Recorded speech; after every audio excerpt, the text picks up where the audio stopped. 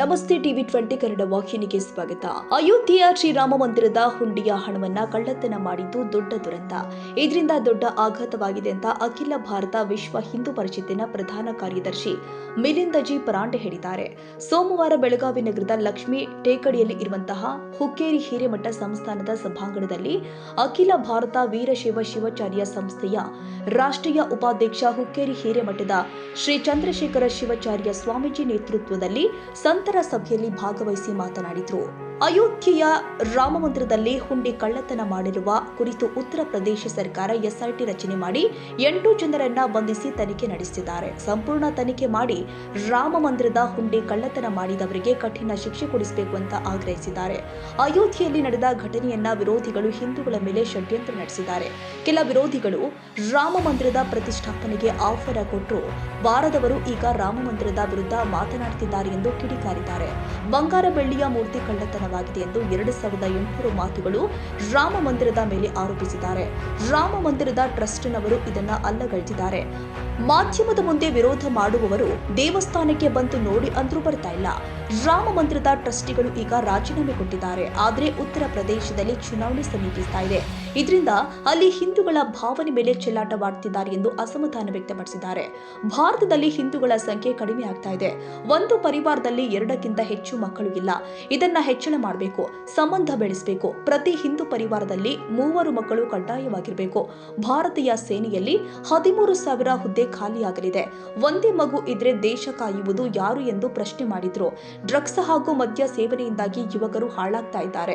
ಮುಂದೆ ಜಾತಿ ಗಣತಿ ಬಂದಾಗ ಎಲ್ಲರೂ ಕೂಡ ಹಿಂದೂ ಎಂದು ಬರೆಸಬೇಕು ಎಂದು ಇದರ ಬಗ್ಗೆಯೂ ಸಮಾಜಕ್ಕೆ ಸಂತರು ಸ್ವಾಮೀಜಿ ತಿಳಿ ಹೇಳಿ ಅದನ್ನ ಹೋಗಲಾಡಿಸುವ ಕೆಲಸ ಮಾಡಬೇಕು ಎಂದಿದ್ದಾರೆ. ಎಲ್ಲ ಸಂತರು ನನಗೆ ಆಶೀರ್ವಾದ ಮಾಡಿದ್ದಾರೆ. ವಿಶ್ವ ಹಿಂದೂ ಪರಿಷತ್ ಕೆಲಸ ಕಾರ್ಯ ಸಾಧು ಸಂತರ ಪರವಾಗಿಯೇ ಇದೆ. ಇದನ್ನ ವಿರೋಧ ಮಾಡುವವರು ತಿಳಿಯುವುದಿಲ್ಲ.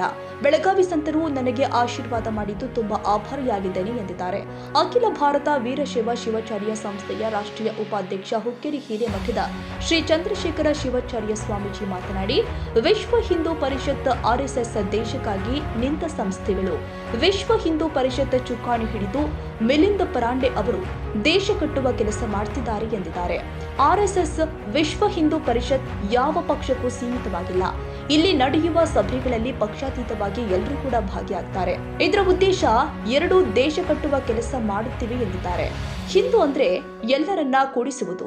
ಅಯೋಧ್ಯೆಗೆ ಈಗ ಅಂಟಿದ ಕಳಂಕ ಹೋಗುತ್ತೆ. ಬೇರೆ ಬೇರೆ ದೇವಸ್ಥಾನದಲ್ಲಿ ಸ್ವಾಮೀಜಿಯವರನ್ನ ಸೇರಿಸಬೇಕು. ಅಯೋಧ್ಯೆಯಲ್ಲಿ ಮರ್ಯಾದಾ ಪುರುಷೋತ್ತಮ ರಾಮನ ಹೆಸರಲ್ಲಿ ಅನ್ಯಾಯ ಮಾಡಿದ್ದಾರೆ, ಅದನ್ನ ಸರಿಪಡಿಸಬೇಕು ಎನ್ನುವುದು ಎಲ್ಲ ಸ್ವಾಮೀಜಿಗಳ ಆಶಯವಾಗಿದೆ ಎಂದಿದ್ದಾರೆ.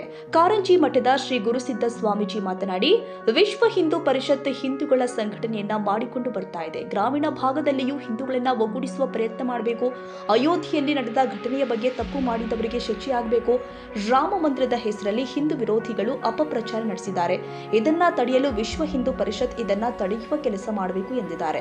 ಬೆಳಗಾವಿ ಹುಕ್ಕೇರಿ ಹಿರೇಮಠದ ಶ್ರೀ ಚಂದ್ರಶೇಖರ ಶಿವಾಚಾರ್ಯ ಸ್ವಾಮೀಜಿ ಎಲ್ಲ ಹಿಂದೂಗಳನ್ನ ಜಾತಿ ಭೇದ ಭಾವ ಮರೆತು ಸಂತರ ಜೊತೆಗೆ ಉತ್ತಮ ಕಾರ್ಯ ಮಾಡ್ತಿದ್ದಾರೆ ಎಂದಿದ್ದಾರೆ.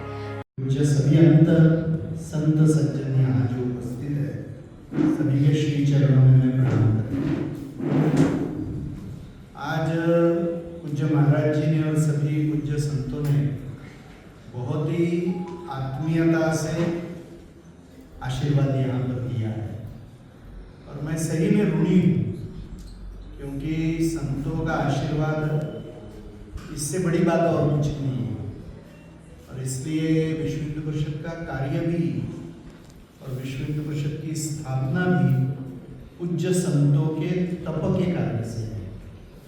और इसलिए कितने भी संकटों के पहाड़ आए तो भी जो अपने कार्य का रक्षण होता है, क्योंकि इस कार्य के पीछे पूज्य संतों का आशीर्वाद है।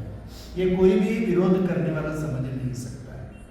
और इसलिए आज जो पूज्य महाराज जी ने यह जो आयोजन किया, मैं सही में बहुत ऋणी हूँ कि यह एक कार्य के आशीर्वाद की रचना उन्होंने यहाँ पर की। पूज्य गुरु सिद्ध महाराज जी ने जो बात कही, तो श्री राम जन्मभूमि का विषय हमारे सबके लिए ही बहुत ही दर्द देने वाला विषय है, जो घटनाक्रम पिछले महीने हुआ है। और यह तो सत्य बात है कि कुछ लोगों ने जो हुंडी में धन आता है उसकी गिनती करते समय उसकी चोरी की है। ये तो सत्य बात है, ये बहुत ही दुर्भाग्यपूर्ण है कि श्री राम जी के चरणों में बैठकर भी चोरी करने की बुद्धि अभी तक नष्ट नहीं हुई है। और इस कारण से जिन करोड़ों करोड़ों लोगों की आस्था श्री राम जन्मभूमि के मंदिर के साथ में, उस आंदोलन के साथ में जुड़ी है, उनकी आस्था को धक्का बैठा है। इस कारण से यह इतनी दुर्दैवी घटना न होती तो अच्छा।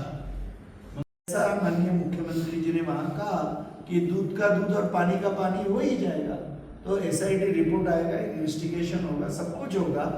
और पहले ही नैतिक जिम्मेदारी स्वीकार कर माननीय चंपत राय जी और माननीय अनिल मिश्रा जी ने यह रेजिग्नेशन दे दी है। देखिए, मंदिर जब बना उनको परिस्थिति समझनी पड़ेगी। आज देश भर के सभी मंदिरों में जो व्यवस्थाएं निर्माण हुई है वो 50-60 वर्ष के बाद निर्माण हुई या 10-20 साल के बाद में निर्माण हुई व्यवस्था है। और हम आज भी जानते हैं कि ऐसे अनेक मंदिरों में भी कुछ ना कुछ चोरी होती है, क्योंकि लोअर लेवल पे जो व्यक्तियां गलती करते हैं वो कोई जो मुंह में आएगा वो आंकड़े लोग बकवास कर रहे हैं। समर्पण के राशि से इसका कोई संबंध ही नहीं है। जो चोरी हुए और रोज जो दान ट्रस्ट ने उत्तर प्रदेश सरकार को तुरंत निवेदन किया कि इसके लिए एक एसआईटी गठित की जाए, और उत्तर प्रदेश सरकार ने भी निवेदन मिलते उसी दिन एसआईटी की गठन किया, स्पेशल इन्वेस्टिगेटिव टीम का। और उन्होंने सारे कैमरे को देखकर लगभग अभी तक 8 लोगों को गिरफ्तार कर लिया है। और एक इंटरिम रिपोर्ट यह एसआईटी की दी है। जो धन हुंडी में से चोरी हुआ था उसको भी एकत्र करने का, उस धन से जो जमीनें खरीदी गई थी उन 8 लोगों के माध्यम से या उनके रिश्तेदारों से, वह भी एकत्र करने का कार्य शुरू है। और मुझे लगता है कि आगामी 2-4 दिनों में ही एसआईटी की फाइनल रिपोर्ट भी आ जाएगी और आगे की कार्रवाई होगी। श्री राम जन्म ने कह दिया कि 200 ईंटें चांदी की दी थी, वो अभी गायब हो गई है। ये टीवी पे आकर कहा, पेपरों में छप गया। बाद में उन्होंने कहा कि काकभूषुंडी जो ऋषि स्वरूप है, जिन्होंने रामायण की कथा बताई है वापस, तो उनका जो विग्रह दिया गया था वो गायब हो गया। ऐसे अनेक अनर्गल आरोप किए गए।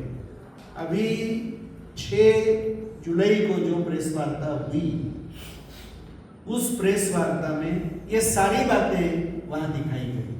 और जो 200 चांदी की ईंटें है, वह जो रिजर्व बैंक की मिंट है, यानी एक कंपनी है रिजर्व बैंक की मिंट का, कि जो सोना और चांदी पिघलाकर वो कितनी शुद्धता उसमें है इसका सर्टिफिकेट देती है। तो ये 200 ईंटें रिजर्व बैंक को दी गई, उन्होंने उसको पिघलाकर इसमें कितनी प्रत्यक्ष चांदी है और नहीं इसका सर्टिफिकेट दिया। वो सर्टिफिकेट भी दिखाया गया, बाद में काकभूषुंडी जी को दिखाया गया, अन्य भी। इन लोगों को पता भी नहीं है कि लगभग मंदिर को 2800 ऐसी बातें प्राप्त हुई है। 2 बातें नहीं, 2800 बातें। ये कब प्राप्त हुई, कौन से समय, उस समय कौन उपस्थित था, कौन इसका विटनेस जिसको कहते हैं, ये सबके नाम लिखा हुआ रजिस्टर वहां प्रेस में दिखाया गया। और ट्रस्ट ने यह आह्वान किया है कि जिन्होंने जो कोई भी बात दान की है, आपके मन में संदेह था, आप अयोध्या आके स्वयं यह देख लीजिए। प्रेस में जाकर बदनाम मत करिए, क्योंकि वो झूठी बदनामी होगी। फिर एक कोई महिपाल सिंह का सबसे पहले वीडियो आया, उसने कहा कि मैं लेखपाल था, तो वो कभी भी लेखपाल नहीं थे। फिर जो 3 अपने अधिकारियों को बदनाम करने का प्रयत्न चल रहा है, माननीय चंपत राय जी, बाद में माननीय अनिल जी मिश्रा और माननीय गोपाल जी, तो इसमें तो 2 ही लोग ट्रस्टी हैं केवल, एक यानी माननीय चंपत राय जी और माननीय अनिल मिश्रा जी। ये दोनों ने भी नैतिक जिम्मेदारी लेकर रेजिग्नेशन दे दी है ट्रस्ट में से। और माननीय गोपाल जी तो ट्रस्टी भी नहीं थे, वो केवल सेवा करने के लिए वहां पर थे। इन सभी के बारे में भी झूठ की बातें, एक भी बात सिद्ध नहीं हुई है और अभी तक कोई भी सबूत नहीं है कि इनके रिश्तेदारों को या इनको कोई भी लाभ हुआ है। सबूत इसलिए नहीं है कि क्यों इन्होंने कुछ किया ही नहीं है, इसलिए सबूत नहीं है। तो अपने ये तीनों कार्यकर्ताओं के ऊपर पूर्ण विश्वास है कि इनका चरित्र निष्कलंक है और इन्होंने कुछ भी बातें की नहीं, मगर हिंदू विरोधी लोग इसका एक लाभ लेकर जो अभी इलेक्शन है उत्तर प्रदेश का, अभी फरवरी माह में इलेक्शन है, तो उस इलेक्शन में हिंदू शक्तियां कैसे बदनाम होगी। ಇವು ಗಟ್ಟಿ ಇತ್ತು ಅಂತಂದ್ರೆ ದೇಶ ಗಟ್ಟಿ ಇರ್ತದೆ ಅನ್ನೋದನ್ನ ನಾವೆಲ್ಲ ಅರ್ಥ ಮಾಡ್ಕೋಬೇಕು. ಆ ನಿಟ್ಟಿನ ಕಾರ್ಯವನ್ನ ನಾವು ಇನ್ನೂ ಕೂಡ ಯಾಕೆ ಈ ಮಾತನ್ನ ಹೇಳ್ತಾ ಇದ್ದೀನಿ ಅಂತಂದ್ರೆ, ಅಯೋಧ್ಯ ನಡೆದಿರ್ತಕ್ಕಂಥ ಈ ಘಟನೆಗಳು ನಮ್ಮ ಸ್ವಾಮಿ ಕುಲಕ್ಕೆ ಬಹಳಷ್ಟು ಜನ ಪ್ರಶ್ನೆ ಮಾಡಿದ್ರೆ ಉತ್ತರ ಹೇಳಲಿಕ್ಕೆ ಆಗೋದಿಲ್ಲ. ಅದಕ್ಕೆ ನಾನು ಒಂದು ವಿನಂತಿಯನ್ನ ಮಿಲಿಂದಿ ಅವರಿಗೆ ನಾನು ಮಾಡ್ಕೊಳ್ಳಿಕ್ಕೆ ಇಷ್ಟಪಡ್ತೇನೆ. ಹಿಂದೂ ಅಂತಂದ್ರೆ ಎಲ್ಲರನ್ನ ಕೂಡಿಸುವುದು ಅಂತ ಅರ್ಥ. ಬಹುಶಃ ನಿಟ್ಟಿನೊಳಗೆ ಹಿಂದೂ ಅನ್ನೋದು ಕೂಡಿದ್ರಿಂದಲೇ ಈ ಭಾರತ ಇಷ್ಟು ಭವ್ಯವಾಗಿದೆ. ಅದಕ್ಕೆ ನಾನು ಅಯೋಧ್ಯ ಏನು ಕಳಂಕ ಅದು ಬೇಗ ಹೋಗ್ಬೇಕು, ಅದು ಹೋಗ್ತದೆ, ಅದರಲ್ಲಿ ಎರಡು ಮಾತಿಲ್ಲ. ಜೊತೆಗೆ ಇನ್ನೂ ಏನಂತಂದ್ರೆ ಈ ಪ್ರಮುಖ ದೇವಸ್ಥಾನಗಳಲ್ಲಿ ಈ ಎಲ್ಲಾ ಸಂಪ್ರದಾಯದ ಸ್ವಾಮಿಗಳನ್ನು ಕೂಡ ಅಧಿಕೃತವಾಗಿ ತೆಗೆದುಕೊಳ್ಳುವಂತ ಕೆಲಸ ಆಗಬೇಕು. ಆಗ ಮಾತ್ರ ನಾವು ಆ ವ್ಯವಸ್ಥೆಯನ್ನು ಗಟ್ಟಿಗೊಳಿಸಲಿಕ್ಕೆ ಸಾಧ್ಯ ಅನ್ನೋದು ನಮ್ಮ ವೈಯಕ್ತಿಕ ಅಭಿಪ್ರಾಯ. ಇದು ಕೇವಲ ಹುಕ್ಕೇರಿ ಸ್ವಾಮಿಯ ಧ್ವನಿ ಅಲ್ಲ, ಇಡೀ ಕರ್ನಾಟಕದಲ್ಲಿರುವ ಸ್ವಾಮಿಗಳ ಧ್ವನಿಯಾಗಿ ಈ ಮಾತನ್ನು ನಾವು ಹೇಳ್ತಾ ಇದ್ದೇನೆ. ನಿನ್ನೆ ದಿನ ಎಲ್ಲರೂ ಕೂಡ ಬೈಠಕ್ ನಡೆದಾಗ ಮೋಹನ್ ಭಾಗವತ್ ಅವರ ನೇತೃತ್ವದಲ್ಲಿರತಕ್ಕಂಥ ಬೈಠಕ್ನಲ್ಲಿ ಇದಕ್ಕೆಲ್ಲ ಉತ್ತರವನ್ನು ಕೂಡ ಕೊಟ್ಟಿದ್ದಾರೆ.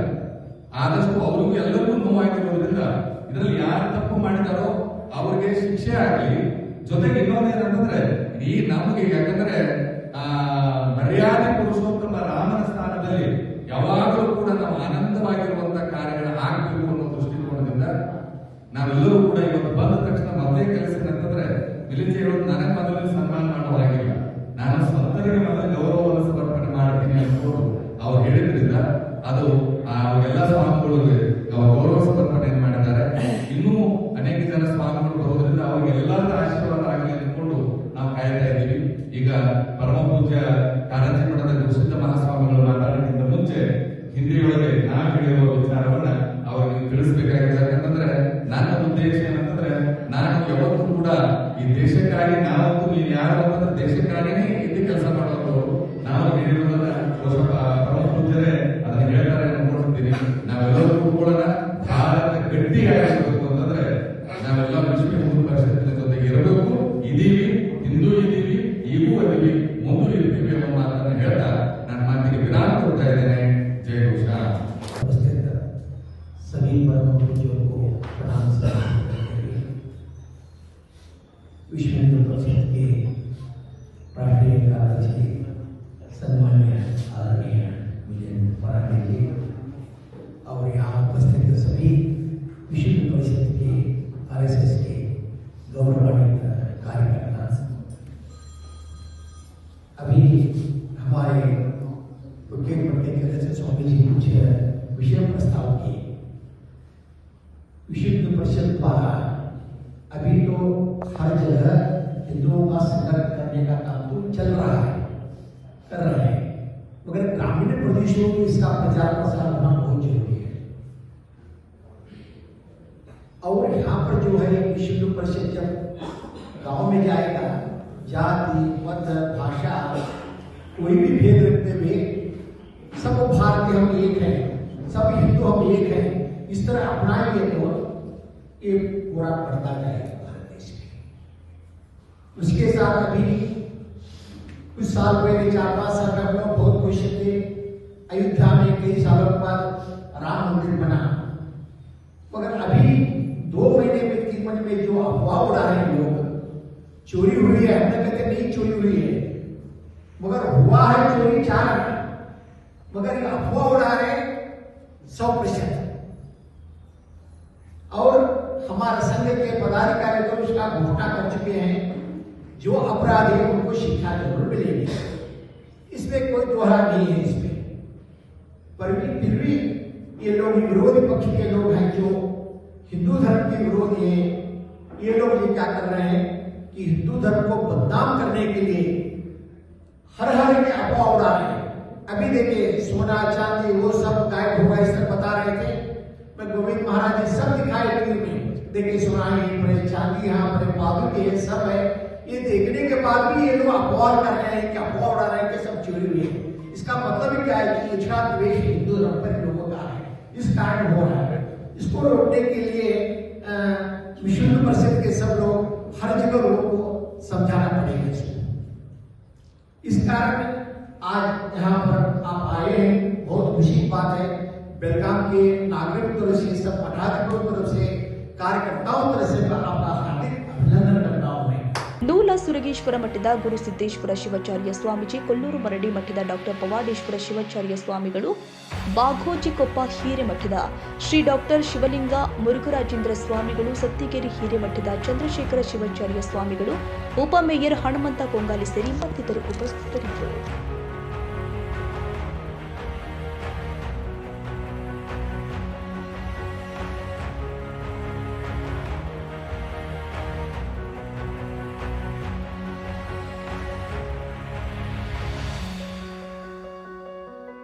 ಕನ್ನಡಿಗರ ಮೆಚ್ಚಿನ ನಿಮ್ಮ ಟಿವಿ20 ಕನ್ನಡ ವಾಹಿನಿ ಇದೀಗ ಟಿವಿಯಲ್ಲಿ ಲಭ್ಯ. ಕರ್ನಾಟಕ ಮತ್ತು ದೇಶ ವಿದೇಶದ 360 ಡಿಗ್ರಿ ಸುದ್ದಿ ವಿವರವನ್ನ ಪಡೆಯುವುದಕ್ಕೆ ಟಿವಿ20 ವಾಹಿನಿಯನ್ನು ಲೈಕ್ ಮಾಡಿ, ವಿಡಿಯೋಗಳನ್ನು ಶೇರ್ ಮಾಡಿ, ಕಮೆಂಟ್ ಮಾಡಿ, ಸಬ್ಸ್ಕ್ರೈಬ್ ಮಾಡಿ. HCN ಕೇಬಲ್ 842 ನಂಬರ್ನಲ್ಲಿ ಹುಕ್ಕೇರಿ ತಾಲೂಕು ಹಾಗೂ ಸಂಕೇಶ್ವರದ ಸುತ್ತಮುತ್ತಲಿನ ಹಳ್ಳಿಗಳಲ್ಲಿ ಲಭ್ಯ. PCN ಕೇಬಲ್ 129 ನಂಬರ್ನಲ್ಲಿ ಹಾರುಗೆರೆ ಸುತ್ತಮುತ್ತಲಿನ ಹಳ್ಳಿಗಳಲ್ಲಿ ಲಭ್ಯ. ರಾಯಬಾಗ್ ಡಿಜಿಟಲ್ ಚಾನೆಲ್ ಕೇಬಲ್ 80ನೇ ನಂಬರ್ನಲ್ಲಿ ರಾಯಬಾಗ ತಾಲೂಕಿನ ಸುತ್ತಮುತ್ತಲಿನ ಹಳ್ಳಿಗಳಲ್ಲಿ ಲಭ್ಯ. UDCN ಕೇಬಲ್ ನೆಟ್ವರ್ಕ್ ಉಗಾರ ಸುತ್ತಮುತ್ತಲಿನ ಹಳ್ಳಿಗಳಲ್ಲಿ ನಿಮ್ಮ ಟಿವಿ20 ಕನ್ನಡ ವಾಹಿನಿಯೂ ಲಭ್ಯ.